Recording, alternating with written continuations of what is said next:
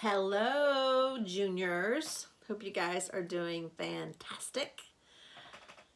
I'm tired. It is, I guess it's Tuesday night, March 31st. This has been the longest month of my life. Anybody else feel that way? Uh, Tomorrow is April 1st. And if I understand correctly, the intention or the setup for Google Classroom for all of us is to have class 2 block periods a week. So I have you guys on Mondays and Wednesdays, and then Friday is kind of a catch up day, figure out what we're doing, what we did wrong, how we can change it, take a look ahead at the next week. I am, full disclosure, having some issues to being organized and figuring out Google Classroom. Oh, by the way, I brought some friends. I feel like Mr. Rogers from Mr. Rogers' Neighborhood. This is my friend James Harden, and hello.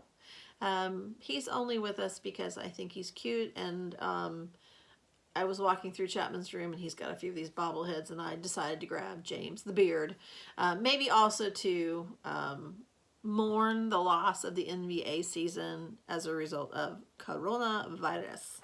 And then also I have these lovely ladies here because I want to encourage you guys that graduation is just around the corner, and you are about to finish your junior year, and it's been a weird one, and I don't anticipate any problems with your graduation next year. So some of you have brothers and sisters that are really sad about all of the weirdness with graduation and will there be a graduation. I don't know the answers to any of that. But I know that colleges have canceled graduation, but that's not going to happen to you guys. So you guys are going to have graduation just like they had graduation. And this is Cheney and the Smith girls from last May. So in just a few short weeks, gosh, probably 6 or 7 weeks, you guys will be officially finished with your junior year of high school, and you will be moving on to your senior year. So this is the hardest year. I've always been told that by my students, and yours is especially strange. So anyway, I want to apologize ahead of time. I'm not a Google Classroom teacher. I've never used it before other than assigning a couple of assignments. So I'm on a huge learning curve.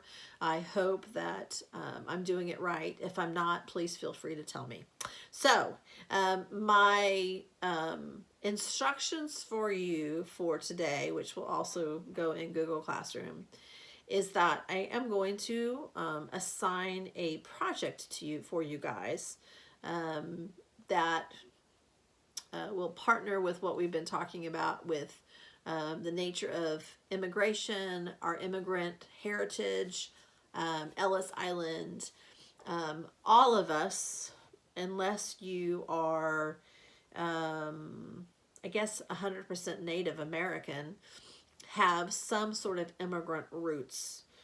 Some of you are even adopted and may or may not know your roots. But all of us, unless again we're 100% Native American, which I don't think we have anybody in our junior class that is. Most of us have someone in our family that has Native American roots. Not all of us, but a lot of us do.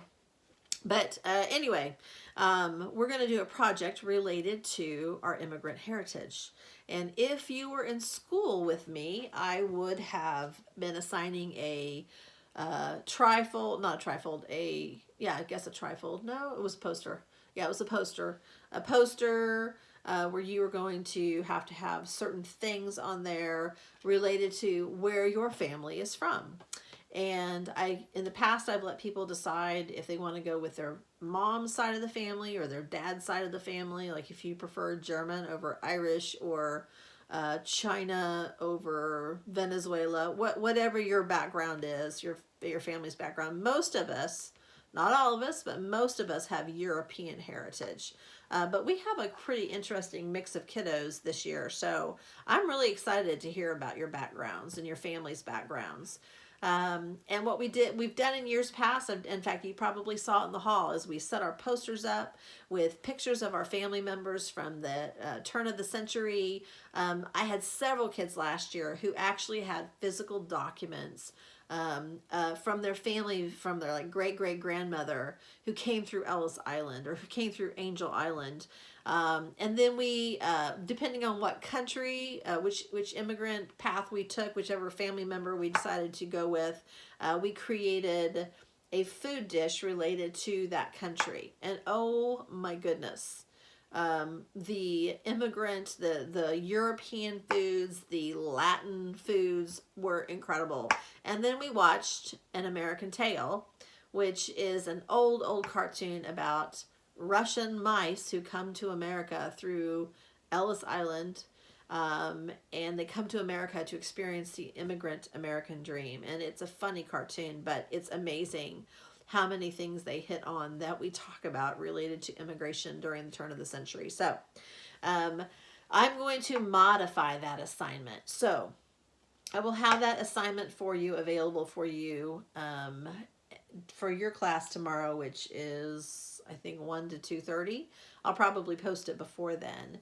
And we'll, I'm not sure, honestly, as I'm recording this now because I am beat and I had to do a lot of stuff for APUSH. So I'm going to kind of formulate my thoughts and put it in a Google Doc and ask you to start making phone calls or sending emails or talking to your parents about where your family is originally from.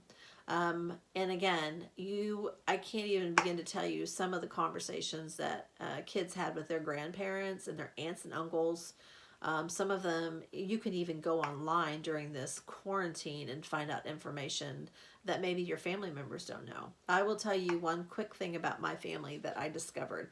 I've never done the ancestry stuff, but I have a couple of family members that have. And so on my mom's side of the family and on my dad's side of the family, I've had cousins that have done genealogy and gone online and gone into Ancestry.com and some of those things to find out information about our immigrants. And my cousin Susan, was able to find out information from my grandmother, which is my dad's mom side of the family, from all the way back to like 1690 or 1680 or something crazy. Maybe it was 1701. Anyway, 300 years ago. And they do that by looking at death certificates, marriage certificates, titles to land, and they birth certificates, birth records. And so I was able to see on my grandmother's side all the way back to about 1700. And as I was looking through it, it was interesting to see the names of my relatives. A lot of them were real biblical names, not because they were necessarily Christians, but that was a common thing to do. And a lot of people had really large families. Birth control was not a part of normal life back then. And so I had family members that were having children into their 40s, which again would have been really dangerous back then. But I was looking through a list of a family my family.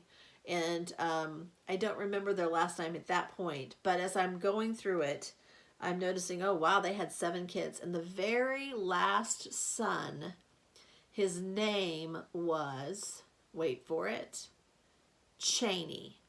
Spelled just like my daughter. Chaney. Now, my maiden name is Boring. Boring. It was Katie Boring. Isn't that horrible? And so I'm looking at this list, and the man's name is Cheney Boring. What are the chances?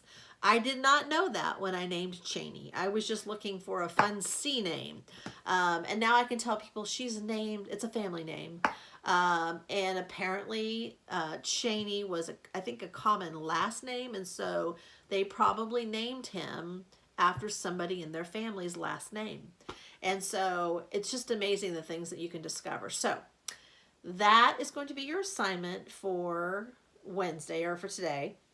I will have it in the Google Doc, what I want you to start looking for. I haven't put it all together in my mind yet because I am revising it. I know you have limitations as well, so we're not going to be doing a physical poster, but I'm probably going to have you create some sort of document with pictures that you can upload.